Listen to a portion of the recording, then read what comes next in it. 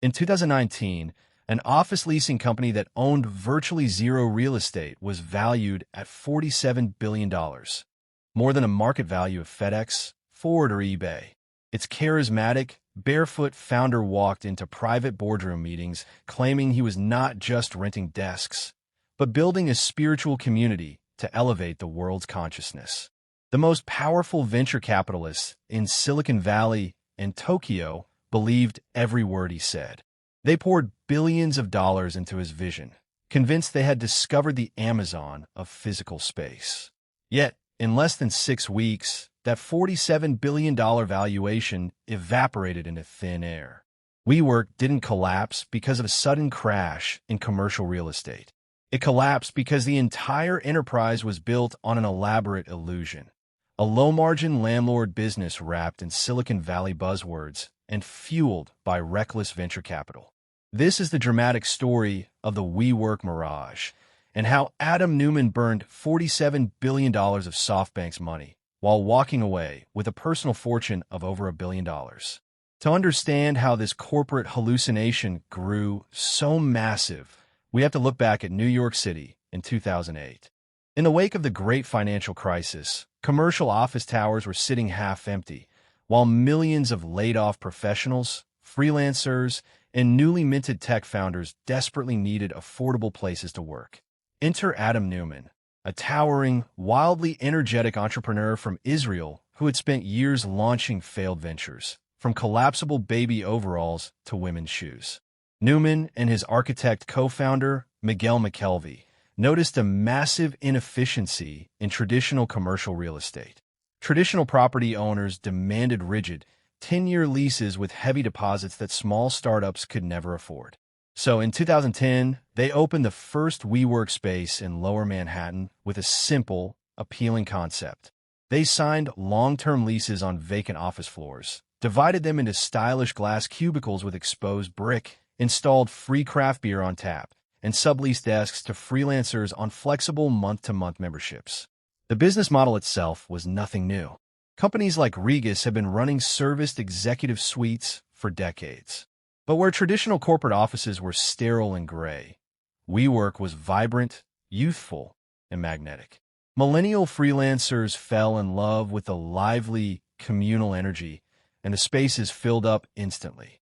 If WeWork had remained a traditional real estate business, it would have grown into a stable, moderately profitable enterprise. But traditional real estate companies are valued by public markets at modest, single-digit multiples of their operating earnings. Adam Neumann did not want to run a modest real estate firm. He wanted a colossal, multi-billion-dollar tech valuation. So Neumann pulled off one of the greatest marketing illusions in modern corporate history. He completely banned words like landlord, sublease, and office rental from corporate presentations. Instead, he pitched WeWork to Silicon Valley venture capitalists as a physical social network and a revolutionary space-as-a-service tech platform. He claimed that proprietary algorithms and community data made WeWork comparable to digital monopolies like Google and Facebook. Silicon Valley venture firms, suffering from intense fear of missing out on the next tech giant, poured hundreds of millions of dollars into the startup.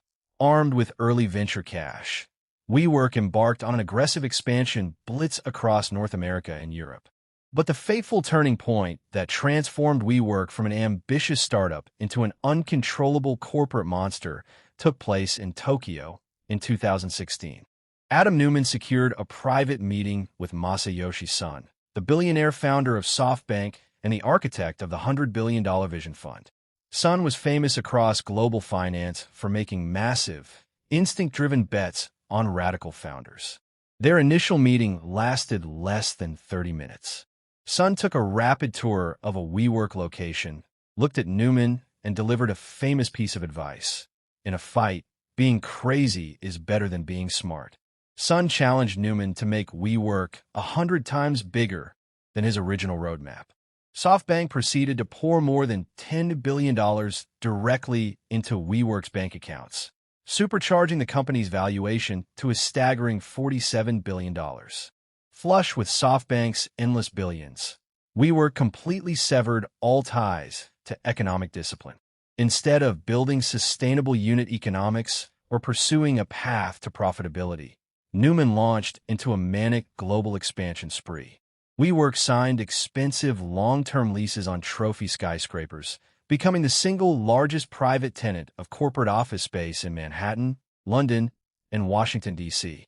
To crush competitors and meet impossible growth targets, WeWork slashed membership prices, gave prospective tenants months of free rent, and burned through hundreds of millions of dollars every single quarter.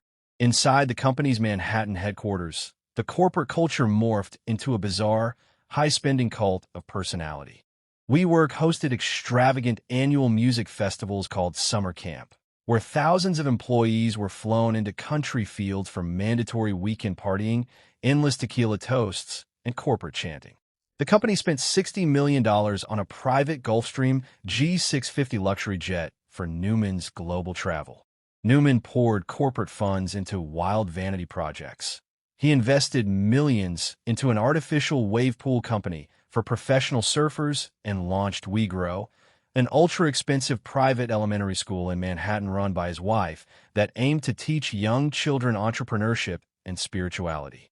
Beneath this glittering veneer, the financial reality was catastrophic.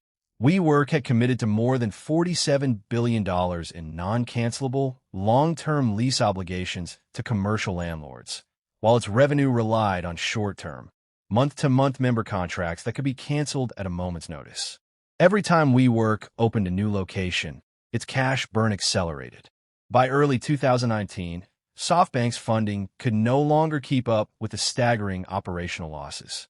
WeWork desperately needed a massive infusion of public market capital, and in August 2019, they filed their official S-1 registration statement with the SEC to launch an initial public offering. The moment institutional investors and financial journalists read the prospectus, the illusion shattered into pieces. Instead of a high-margin software business, the filing revealed an operational disaster. In 2018, WeWork had generated $1.8 billion in revenue, while losing an astounding $1.9 billion, literally burning $2 for every single dollar it earned. Even more alarming, the document exposed unprecedented personal self-dealing by Adam Neumann.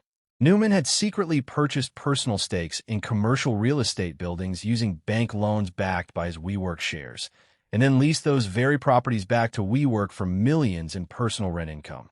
In one shocking transaction, Neumann registered a personal trademark on the word "we," and then forced WeWork to pay his private holding entity $5.9 million to acquire the naming rights.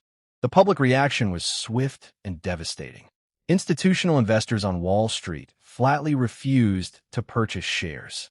Within 6 weeks, WeWork's proposed valuation crashed from $47 billion to under $8 billion, and eventually, the entire IPO had to be canceled in total humiliation. Facing immediate financial collapse and running out of cash within weeks, SoftBank was forced to step in with a multi-billion-dollar emergency rescue package. To regain control, SoftBank forced Adam Neumann out of the CEO chair. Yet, in one of the most astonishing twists in business history, Neumann extracted an exit package worth nearly $1 billion in stock buybacks, consulting contracts, and debt refinancings. Meanwhile, thousands of dedicated employees who had worked 80-hour weeks saw their company stock options wiped out entirely as brutal mass layoffs swept through the workforce. The battered company limped on for 4 painful years under heavy debt before officially declaring Chapter 11 bankruptcy in November 2023. SoftBank's Vision Fund ultimately suffered over $16 billion in cumulative losses, making WeWork one of the most disastrous venture capital investments ever recorded. The downfall of WeWork stands as the ultimate cautionary tale of modern venture capital. It proved that no amount of visionary charisma, marketing theater, or Silicon Valley buzzwords can alter the unchanging arithmetic of business economics. Growth fueled entirely by cheap venture capital is not genuine disruption. It is merely an expensive mirage. If SoftBank had never given Adam Neumann an open checkbook in 2016, would WeWork have survived as a solid, profitable real estate business? Drop your thoughts in the comments below, and don't forget to hit like, subscribe, and turn on the notification bell so you never miss another deep dive into the wildest fortunes, biggest blunders, and dramatic moves in business history.